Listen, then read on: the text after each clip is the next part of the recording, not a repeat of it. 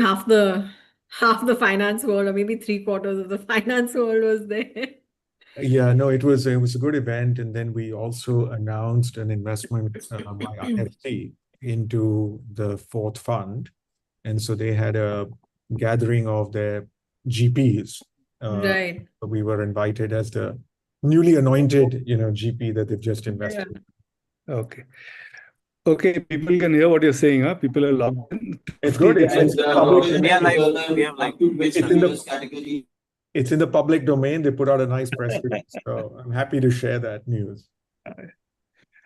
So let's start. I will just provide opening and then it's up to you. So Anant, will you start recording? Started. Okay. Good evening, ladies and gentlemen. Thank you again for joining in yet another exciting episode of CI Startup Buzz. We have started this couple of months back, and Ravi and me have the tenacity to keep going on and on every Thursday with some rock star speakers. And we have Rahul here who's going to speak, and Swati is going to moderate. I'm here just to tell you that at CII, we are trying to ensure that all topics connected to startup ecosystem are covered. We've covered finance, we've covered marketing, we've got great founders, and our aim is you should have an entire library where you click and you get anything connected to the startup ecosystem. Remember, every Thursday, 5 p.m. But also, please note, next Thursday, 2nd October, is holiday. So we don't have any session. If you log in next Thursday, 5 p.m., you can go to YouTube and see a past recording. So you can still have Startup Buzz, but not live. And with that, I hand it over to Swati. We have a very interesting topic, demystifying venture debt. And we couldn't think of any other person other than Rahul to talk about it. And I couldn't think of any other person to moderate Rahul other than Swati. So thank you both of you for agreeing to spare your time and share your thoughts. Please, over to you, Swati. Remember, if you have any questions at any time, please post them in the chat, and Swati will take it as per her discretion as and when she wants. So thank you again, Rahul. Thank you, Swati. Over to you.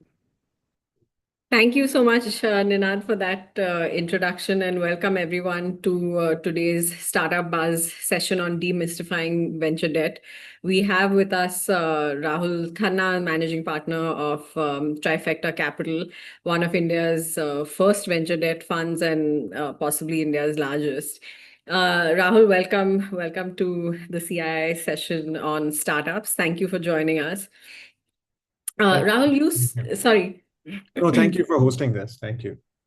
Rahul, you started your career in, private equity and venture capital, and then made the shift to venture debt. Maybe you could share with our listeners, what attracted you to venture debt, and what prompted you to start essentially one of the first venture debt funds of any, significant size in India. Sure. And thanks to CII for putting this together. I think, finding credible information in the public domain is not always easy. And I think that this structured approach to gathering data from practitioners should be very helpful to the ecosystem. So I think, really back when we were founding Trifecta Capital, this is now 10 years ago, the venture capital ecosystem in India had developed to some extent. We already had enough providers of equity financing for the startup ecosystem. But, a lot of founders would come to us and say, thank you for the equity financing. We now have a seed round, maybe we have a Series A, but our businesses need other forms of capital. We need to fund inventory, working capital, deposits, and leasehold improvement. And we keep having to dilute equity ownership. Is there a way you can lend to us? And most VCs at that time, did not have a mandate to provide debt. Also didn't have the right mindset because they came at it with a view to maximizing the upside versus protecting the downside. So it didn't make sense for an equity investor to do it. And equally, I think financial institutions, family offices, they were looking at the venture capital ecosystem with a view to saying, we really want to get involved, but we don't have the risk appetite, we don't have the experience, and we don't like binary outcomes. So, venture debt sounds much more interesting because We don't have to risk losing all our money. We don't have to wait for a long time to get our money back. And so I think like any other founder, one is looking for product market fit. It felt like there was a rising tide of demand from companies that were looking for growth financing that wasn't diluted. And on the supply of capital, it looked like there was a set of Indian institutions and families that wanted access to the venture capital ecosystem, but didn't have the risk appetite to do a pure venture capital fund.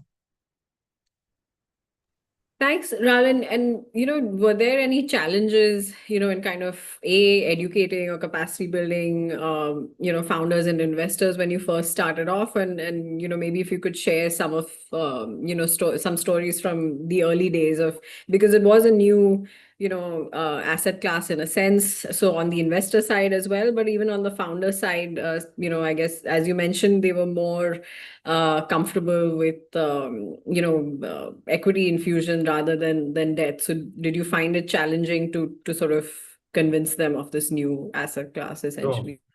Yeah, look, debt in some context was always very scary for founders, because I think growing up, they've been trained to think about debt as this instrument that carries a lot of repercussions around reputation, around their personal wealth, etc. So I think in the early days, part of the resistance was, I may not want to sign a personal guarantee. I don't want to risk, litigation. What happens if I lose, the money? And historically, when lenders would come to businesses like this, they would have tied up the founder in all kinds of knots. They would have taken personal guarantees. They'd have asked him to pledge their property, things like that. So there were some preconceived notions about, as a borrower, what are the risks that I'm taking on, right? And so we had to explain to them that unlike a traditional lender who is taking personal guarantees, pledges of shares, things like that, we're really lending to the business and not to you. Now, of course, as a director of a company, as a shareholder, there are certain obligations that come with taking debt in a company, but generally we try and limit the liability to the business, right? And so I think just educating them that, this was not a loan to own business, that we had no intention of running their company or taking over their business, I think was part of the early education, because they just didn't have access to credit from traditional lenders without all of the strings attached. I think on the investor side, there was also some degree of question around the true risk profile of venture debt, because they heard the word venture and they thought it was very risky. And then they heard the word debt and they said, how can these two go together, right? So I think the challenge on the investor side was how to truly understand, am I taking truly debt-like risk and making debt-like return? Or am I taking equity-like risk and making debt-like return, right? So I think on the supply side, it was really about calibrating the risk-reward profile and saying this is truly lower risk. Now, we didn't have a lot of data for this because candidly, like you said, prior to Fund 1, there were no venture debt funds in India. So nobody had actually gone out and educated insurance companies, banks, financial institutions. And so I do think that they took a bit of a leap of faith. I think they took some comfort in the fact that Nilesh and I had been in and around the startup ecosystem for a long time. We had some capabilities around risk management, portfolio construction, and then, of course, portfolio management at scale. So I think they took some confidence in that. But if Fund 1 had gone sideways, maybe the venture debt ecosystem would not have evolved, as it did.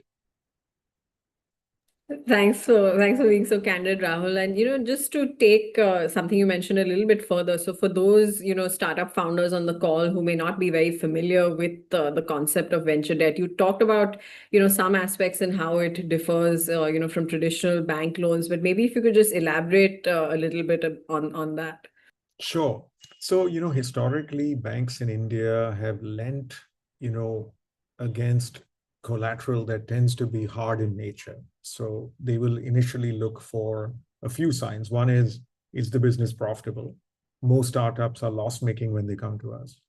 Two, is there any form of security that is a hard asset, plant, machinery? Many of our companies don't have that. And then lastly, can the promoter or founder provide some additional security by way of their own assets, other things they might have? Again, most of our first generation founders have no other collateral available to provide. Many of them don't even have their own home, right? So historically, banks have struggled to underwrite lending to these companies. Also, banks have been very good at lending to business models that they understand. They've been doing manufacturing, industrials, real estate. They understand those businesses, the risks in those companies. Banks historically were not trained to look at services companies, high growth technology companies, business models, including, for example, we kind of lent from everything from Big Basket to Zepto. And in a 10-year period, that whole commerce ecosystem has gone through so much change as well, right? So most banks don't have a understanding of the venture capital ecosystem. So in general, what you'll find is that they stay away from lending to startups, right? Slowly over the years, they've started to appreciate that this is a very important part of the economy. So what we're starting to see banks now do is provide working capital against a margin that you put in the bank. And that could be 1:1, which really is no leverage. But sometimes they might say, look, put in a 10 crore FD and I'll give you a 15 crore limit, right? But generally that is used only for working capital financing, or it could be in the form of things like receivable financing or vendor financing. They typically don't do term debt. So our arrangements feel like an amortizing term loan, which simply means that a company will issue a financial instrument. Typically, this is a non-convertible debenture. It'll carry a coupon anywhere in the range of 14 to 15 odd %. It will also have attached to that amortization schedule, typically a 2-3 year period. During that 2-3 year period, the debt will continue to run down almost like an EMI. And of course, the company only pays interest on the outstanding amount. Typically, given that these companies do involve some risk, one of the other things that all venture debt funds will typically take is some sort of equity kicker, such that if the company does well, the loan performs better than just a straight debt loan, right? And so you'll usually have a debt instrument and you'll have an equity instrument. And these two collectively are supposed to give us a return that is commensurate to the risks that we're taking.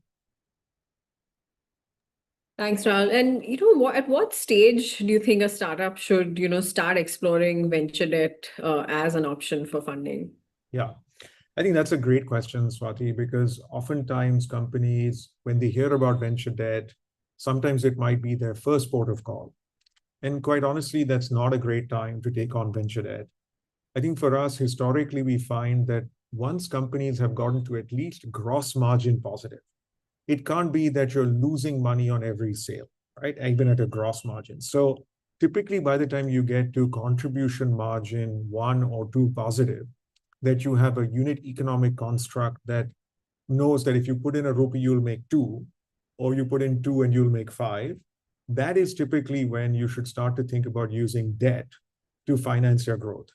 So in another way, once you've found some degree of product market fit, and you've demonstrated some positive unit economics, is when you should consider using debt to finance your growth. Debt is not a substitute to equity. We are not here to be the first money in a company because that is too risky for a debt provider. Also, the term A, B, or C may or may not be relevant because depending on a B2B company or a B2C, somebody might find product market fit by investing $5 million, somebody might not find it after they invested $25 million also. So we're not as focused on a series A, B, C, as much as we're focused on a very simple line, which is, are we taking concept risk or are we taking execution risk? Generally, venture debt funds should only take scaling and execution risk and not concept risk. So Rahul, when you lend from the fund, typically it happens to a company that's already raised equity, funding from a reputable private equity or venture fund. Yeah. Is there any, in your mind, what would you say, how does venture debt complement equity in a startup's growth journey? Sure. No, great point. We think about it very simply as sources and uses of capital. Fundamentally, this is growth capital, whether it's debt or equity. Now, as companies think about growing the business, they may want to invest in brand, in people, in technology, in customer acquisition. We generally say fund that with equity. But if you are funding inventory, working capital, if you're a fintech company, you're funding an FLDG, those are all things that we think should ideally be funded with debt. So the way to think about it is all things related to brand, customer acquisition, tech, where you don't have the ability to get your money back, right? You should fund with equity. And then for all things which is really about rotation of capital is what you should use debt for. And generally when companies are younger, it's sort of all one thing. So we don't necessarily draw a hard line saying, you can only use our money for this, right? Once it's in the balance sheet of the company, it's sort of fungible, and we expect that people will be responsible. But one of the concerns we have is when people start to use, venture debt to fund things like customer acquisition, right? And especially when the business model is not proven or the company doesn't have a clear path to profitability, that's a very dangerous thing to do. And Rahul, just to take your point, a bit further, like, would you say that there's certain, business models or types of businesses that are better suited, or, certain sectors, maybe in terms of, what you're seeing the most activity in the venture debt space in India? Maybe you could just elaborate a little bit on that. I think, Swati, candidly, over the last 10 years, the sectors have continued to evolve by way of flows of capital. So back in the day, we were doing horizontal commerce, then vertical commerce, then ed tech, then agri-tech, every dash tech, has sort of evolved over time. But of course, a lot of the opportunities in India are consumer facing. And so there, we've sort of looked at businesses that hopefully can continue to compound over time and have a real use for inventory and working capital. I think the B2B companies, it's been a mixed run, candidly. I think those businesses over time have found that margins are slimmer. Oftentimes people pay for credit, but the margins on the transactions are not that great. So a lot of the B2B companies actually end up needing a lot of working capital as well. Or they may want to make lending or credit terms a part of their value proposition, right? And then it takes them down the path of maybe even running an NBFC, and that could use the debt as well. What we've seen in the last year or two is sort of the whole core tech domain, right? AI and all things related to that. Much of those business models are currently still, there's limited proof of life of monetization. They're investing in a lot of tech.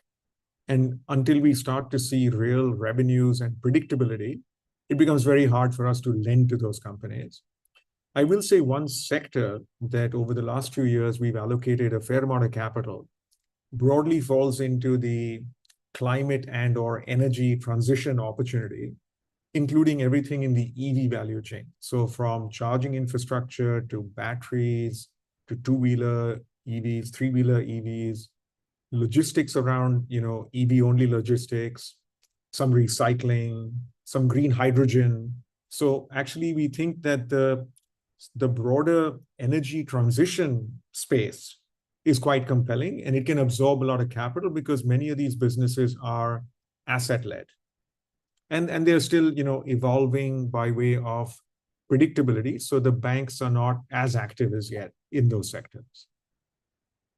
Rahul, could you share maybe, some stories of some companies which have used venture debt, effectively and meaningfully in a way that's changed the company's trajectory? That's a great question. We've now invested over $1 billion into the Indian startup ecosystem by way of venture debt. So I can name from Atomberg to Zepto, A through Z. But let's take Zepto, for example.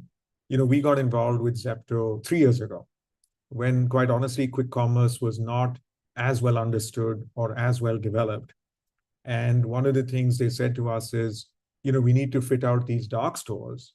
We're, of course, growing, we're burning capital, but we don't think it makes sense to use equity to do racking and shelving and pay the deposit to the landlord and do the fit outs and things like that. So we invested 50 crores, by way of venture debt into the company 3 years ago. And they used our money very wisely to end up investing in the dark store footprint, right?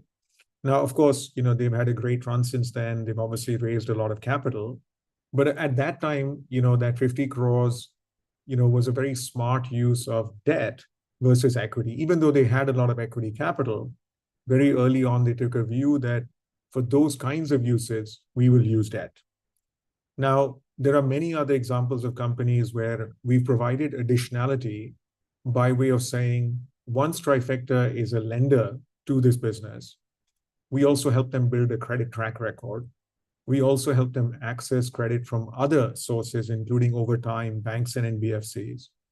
We also help companies by way of saying, now that we've invested in your business, as you're thinking of raising the next round of financing, debt or equity, let us counsel you on who you can take that money from. So our involvement with companies goes far beyond just providing debt. We'd like to think we're a partner in their growth. And then if they do well, we do well.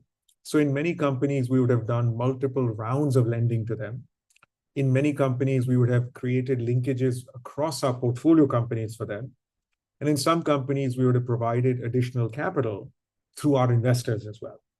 So I think over time, founders have realized that, picking your capital partners is not just about, a logo. It's about, can they do more for you? And then the best companies will never stop raising capital. And so the fact that we have other strategies at Trifecta and that our investors have deep pockets is also very compelling to companies.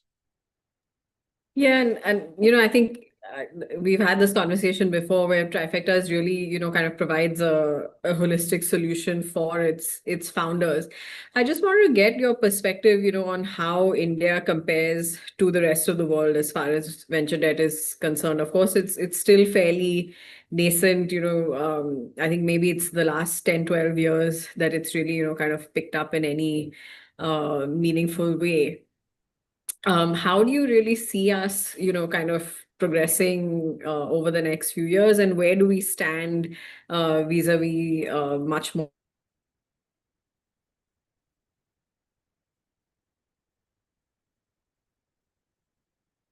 Sorry, Swati, I lost you for a second, but can you hear me now? Yeah, I can hear. Sorry, did you hear the question? I did. I heard the question. Yeah. I heard the Okay, question. great. So good point. I think venture debt and venture equity are companion asset classes. Typically, venture debt lags the evolution of venture equity by 10, 15 years. So venture capital started in India in 2005, and venture debt started in 2015. So there was a whole 10-year period within which you needed some degree of maturity in the venture capital ecosystem before the venture debt asset class showed up. In Europe, there are firms that have been around maybe 25 odd years. And in the US, venture capital is a 50, 60-year-old asset class. And there were venture debt providers who are now 30, 35 years old, right? So I think generally these two asset classes grow together. And over time, what we've seen is that as one grows, the other also grows. So at this point, the attach rate of venture debt to venture equity is somewhere in the rate of 7 to 8%. So for example, last year, about $1 billion of venture debt was invested in India compared to 13 billion of equity that was invested in India. I think we lost Swati, but I'll continue for a minute. Compared to this, 50 billion of venture debt was invested in the US compared to roughly 300 billion of venture capital. So, a substantially higher amount of venture debt and it normally ends in somewhere in the 20 to 25% zone by way of size of asset class. So I think we're kind of in the first innings of the venture debt ecosystem. It's about a 10-year-old industry. It's grown from zero to $1 billion a year. And we see it continuing to compound quite nicely, growing into a multi-billion-dollar a year industry as the startup ecosystem grows. I saw a few questions. So while Swati is rejoining, maybe I'll take a couple of questions. Sorry, Rahul. I think I'm having some problems with the internet. I no dropped off, so I've just joined from my phone. I'll keep my video off in the interest of bandwidth. So sorry, I missed the last part of your question, but I just wanted to maybe pick up from that and I think some of the startups on some of the questions that have been posted, they want to know what's the right stage for a startup to look at venture debt. Yeah. Look, like I said, debt is an obligation. In a way, equity is a privilege, right? Like you take money from an equity investor, you're not obligated to pay it back. So in a way, if the business does well, everyone benefits. If it doesn't do well, everybody loses. Venture debt, is an obligation to pay back, right? And if you don't, then, the lenders have the ability to take control of the assets, maybe monetize the brand, over time, maybe liquidate the tax losses. So I think one has to be very mindful of the fact that this is not free money, right? I think for whatever reason, there was a bias and a perception that equity is free, right? I can just keep raising as much as I want. And only a few years into it, did founders realize, look, equity is also very expensive. It leads to permanent dilution.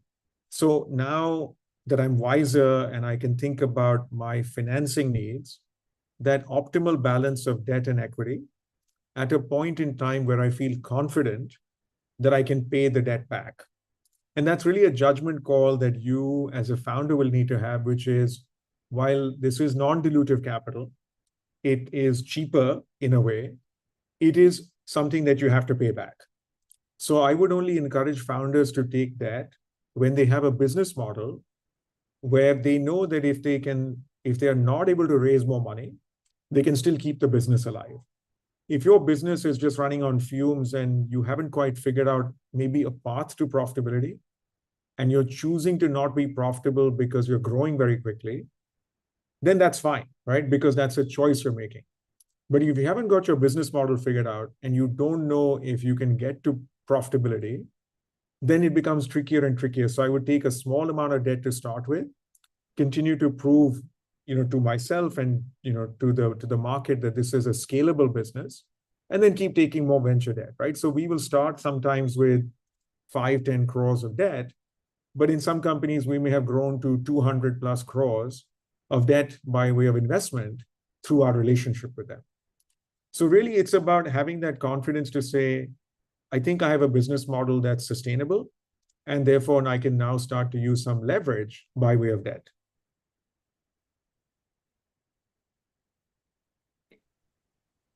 Great, thanks, Rahul. And just moving slightly to the broader regulatory framework in India, are there any changes you'd like to see? I know you've been involved in kind of policy advocacy as well, and you've been vocal about that. So where do you see, again, sort of to tie this into where we are vis-a-vis the rest of the world as far as venture debt goes, any regulatory framework you would like, changed, or anything you think, in terms of policy would kind of make the whole ecosystem more smooth? Yeah, no, good question. Historically, in more developed markets, the pools of institutional money are much, much larger. India doesn't have a lot of pools of institutional capital. Till, I know there's some consultations underway regarding pension funds investing in AIFs. But for example, in the US, you have large endowments and large pensions that do a lot of investing in alternative asset classes.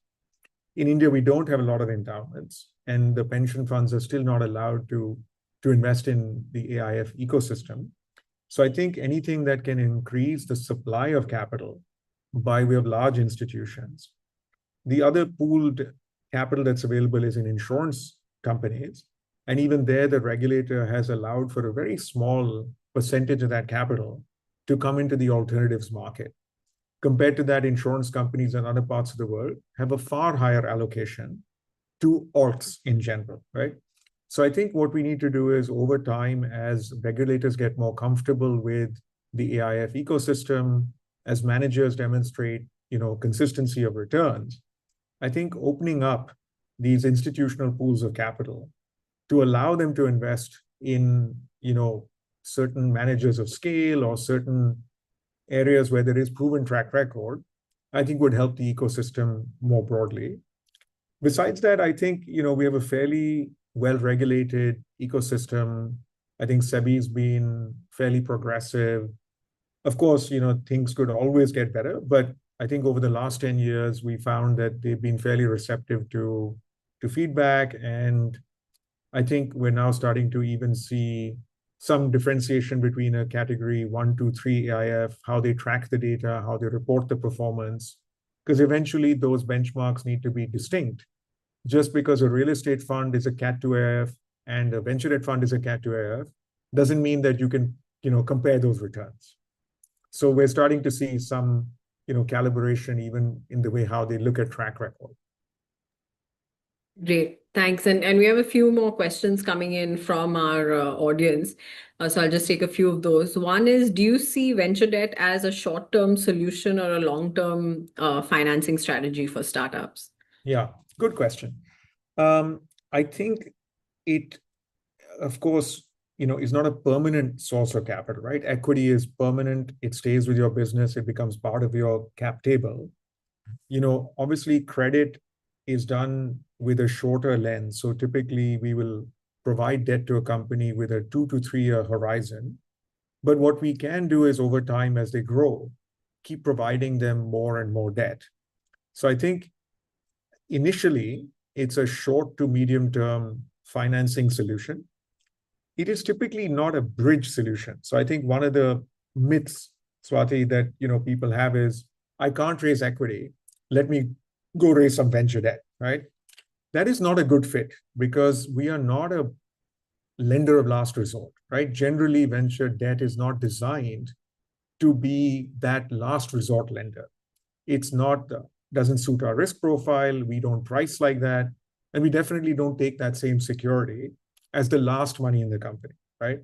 So I think it's a companion. The way I would position it is that with every round of equity financing, you should consider, what are the uses of capital? And as you start to see a more predictable path to profitability and growth, you can continue to tweak the relationship between debt and equity.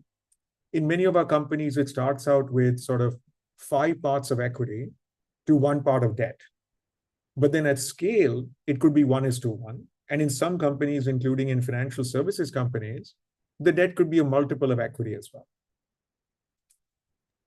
Sure, thanks. I think that's very helpful. And another question from the audience, from the founder's perspective, are there any mistakes, you see that founders make most often when negotiating venture debt deals?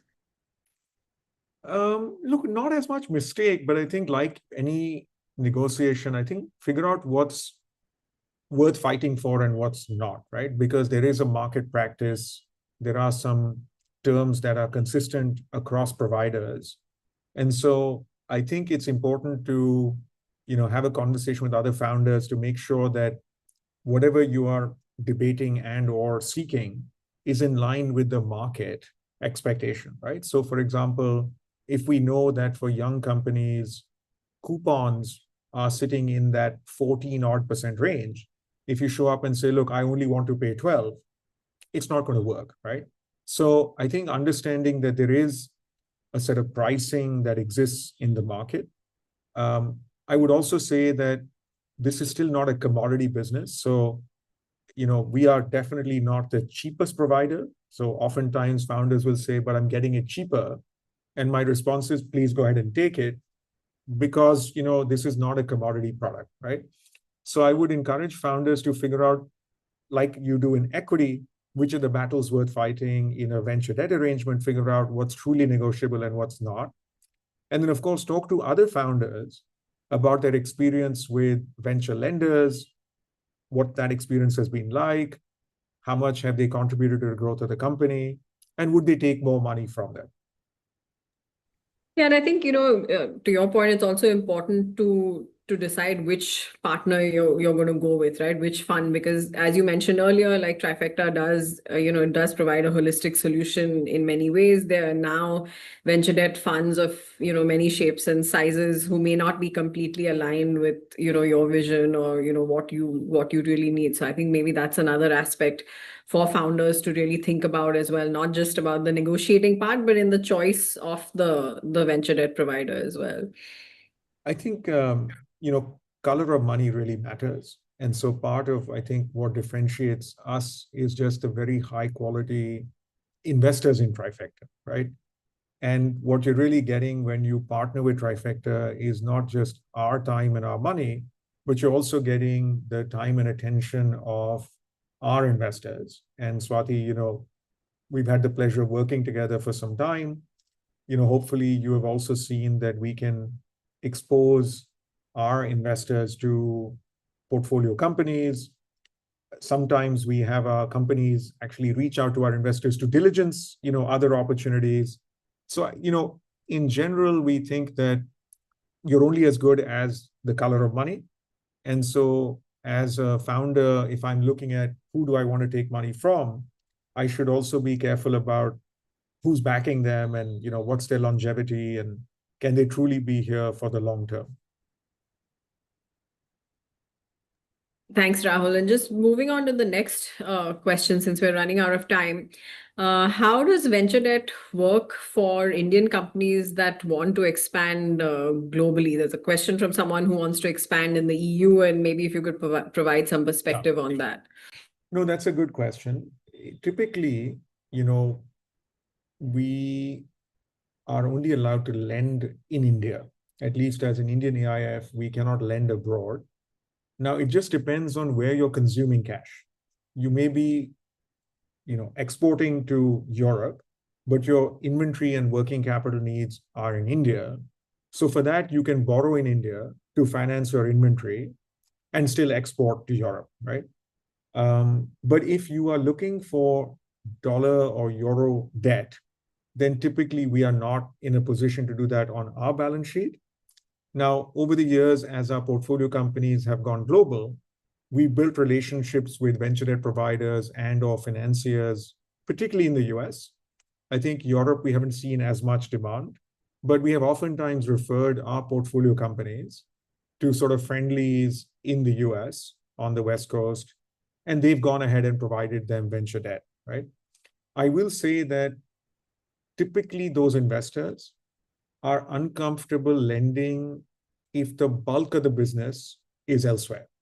So if 20% of your business is in the US and 80% is in India, then they will struggle to lend to you because in a way they also cannot take a security package on the India business. So till majority of the business is sort of offshore, actually getting offshore lenders on board is still quite tricky. Thanks, Rahul. Just a couple more questions. One is on how do warrants impact the effective cost of capital for the startup? Sure. So I just want to, maybe touch on this with a little bit more detail. So warrants are a term that's used generally to sort of talk to an instrument that gives us some upside, right? Now, in the Indian context, the instrument that actually most venture debt funds use is called a partly paid preference share. So as you may know, all investors, when they invest in a company, are typically issued fully paid preference shares. When we wanted to create an instrument that allowed us to capture the upside, but without having to pay for the full cost of the equity, we started to use an instrument called a partly paid preference share.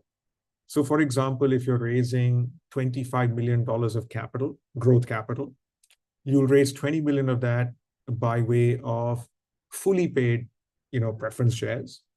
You will then raise another roughly 5 million of venture debt by way of an NCD.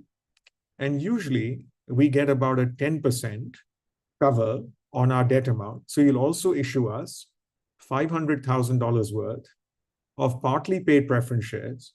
But since these are partly paid, the venture lender will usually put a small amount of money in, say $50,000.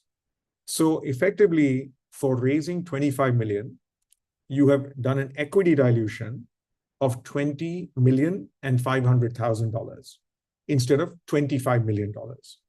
And so now let's say the company does well. Our partly paid shares have appreciated in value. The dilution is already known. We know that we've diluted you to the extent of $500,000. That number doesn't change.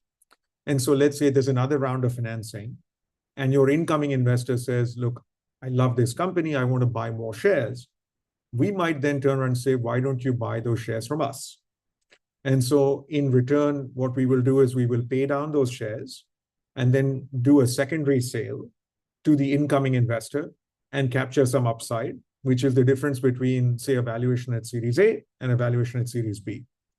So from a company's perspective, the warrants or partly paid shares are a way of providing an incentive to the venture debt provider such that if the company grows in value, we make an incremental gain.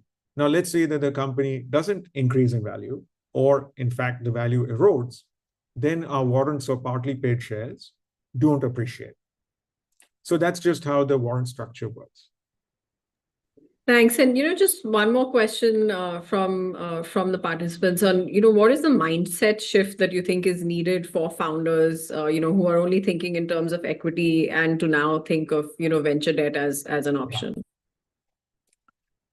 Look, I think there was a time when founders, were not as sensitive to dilution because valuations only went one way. We had a time for a long time till 2021 where you could raise as much money as you wanted, whenever you wanted, typically at a higher and higher valuation. I think it's only after 2021 when people realized that actually valuations go down and that the cost of equity financing is quite high, right? And so now that that has happened, I think founders have started to understand that there is some method to how you capitalize your company, and incrementally, how do you own the right amount of your business at the time that you have an exit? Now, let's assume that you're solving for an IPO. Generally speaking, the regulator may require somebody to be the promoter. Now, that requires a minimum amount of shareholding that then makes you the promoter and then obligates you in some manner, but it also gives you certain privileges. Eventually, owning more of your company at the finish line, which is really the beginning of a public company journey, is very important. And a lot of founders have come to me and said, Rahul, we wish we had used venture debt more in this journey. We probably would have owned 2, 3, 4% more of our business. And if your business is worth $1 billion, that's a lot of extra value, right? So I think the mindset shift is to really start to think about the cost of capital and to recognize that debt and equity have their roles to play. In general, the cost of capital of venture debt, the hard cost of capital is, say, 14%. The cost of equity is 30%. So these are the two benchmarks that you have to keep in mind, because a venture capital investor is expecting to make 30+%. Otherwise, they will not invest in your company, right? So once you start to understand that there are two different costs of capital, now, of course, you need both, right? You need the equity because it has a greater risk appetite, and you need the debt because it's less dilutive. So really trying to think through the balance between the two. And part of our job is to make sure founders don't get carried away, right? Founders will come and say, look, I'm raising a 5 million round. I want 5 million of debt. And my answer is, no, you're not ready for it, right? That's not a wise idea. Maybe take 1 or 2, get to the next stage, and then we're happy to do 5, at your next round of financing. Thanks, Rahul. And we're coming up on time, so maybe I'll just take one last question, from the participants. If you could give three golden rules, or I guess maybe just some, maybe not three golden rules, but some advice to founders about debt. How they mitigate risk, how they start thinking about risk. What would be your most important advice to founders? Yeah. So look, I think, like I said before, your kind of the joke is, your eyes should not be bigger than your stomach, right? Like, it may seem like you can take on a lot of debt, but if you can't absorb all that debt, then don't take it, right? So rule number one is don't over-lever your company early on. Number two, remember that, there are cycles. And while this may not necessarily be related to debt, is try and keep your fixed costs as low as possible. In my experience, what kills companies is very high fixed costs.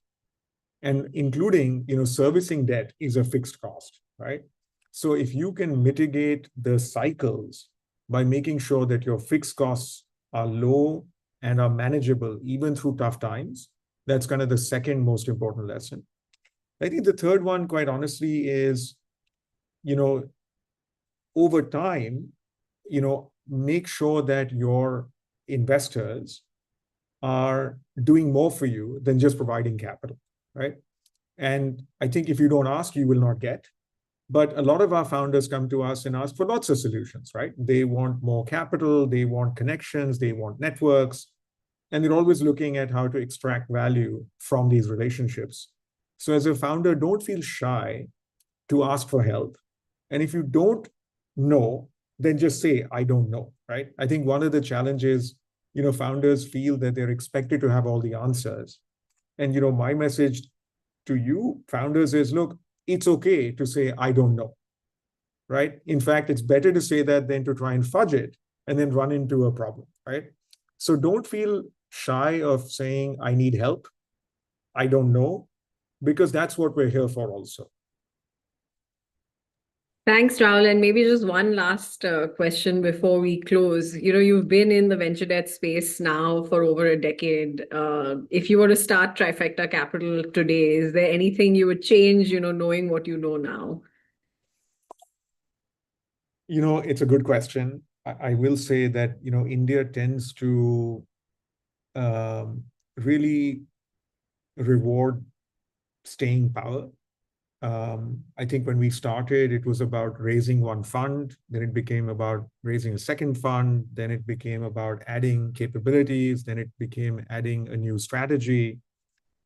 I think in hindsight, this looks like an incredible, story, but I think staying alive, takes a tremendous amount of energy in India. And as many of the founders on this call, I'm sure they've experienced a lot of headwinds. I would say, my only lesson is that, stay alive. If you can navigate the downturns that India has in the short term, the long term is incredibly attractive. So just as an example, right after we started, the original Tiger Global left India. And so everyone thought venture capital was dead. This was 2016. We then had, I think, the rollout of GST, which was quite challenging. We then had demonetization. We then had COVID. We then had a complete meltdown in the tech ecosystem. So in a 10-year period, there have been at least 5 significant shocks to the system. And so I guess, my big lesson learned from that is, find a way to stay alive, find a way to stay true to what you really believe in. And, 10 years into the journey, we've now invested over $1 billion by way of venture debt. We've done a couple of $100 million in equity. We manage about $500 million of treasury for startups. So in a 10-year period, we've covered a lot of ground, but I can tell you every year it was just about getting to the next year. So, would I start again? Absolutely. Would I like to do it at my age? Probably not.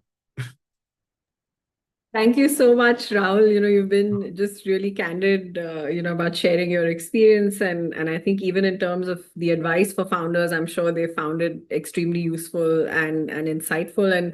And more than anything, just thank you for taking the time to do this. I'm sure there's a lot of value that our founders are going to get out of this. So thank you again.